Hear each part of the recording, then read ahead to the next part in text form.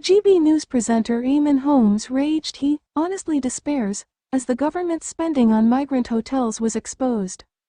GB News fans struggled to make it through a segment about asylum seekers as Eamonn Holmes raged live on air, telling his fellow panelists, "I honestly despair," reacting to the exposé that spending is in the billions to house migrants in hotels. Eamonn fumed, "You couldn't make this up. I honestly despair at the way this country is run and we're going down the tubes. That makes me more depressed than the clock situation." End of British summertime. Billions of pounds wasted on hotels for migrants, for instance. "Get it off your chest," he told journalist James Rampton, who joined him on the show.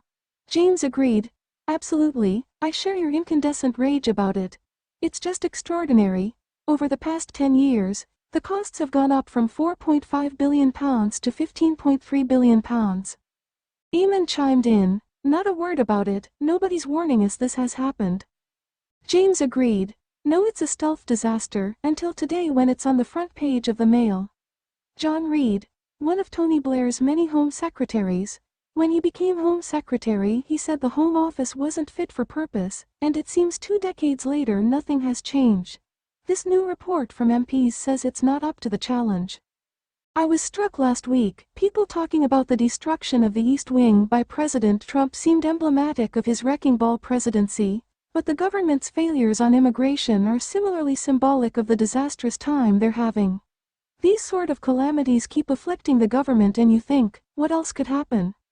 He referenced the mistaken release of Hadish Kabatu from Chelmsford as one of the many farces Starmer's government is facing.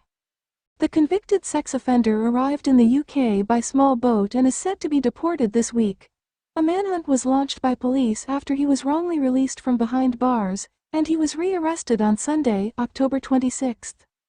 Fuming fans reacted to the segment on X, with one tweeting, "Good job, we have no child poverty in the UK if they can afford to give billions away. You won't have to worry much longer. The government are busily taking them out of hotels and distributing them around the country into flats and houses." Someone else chimed in,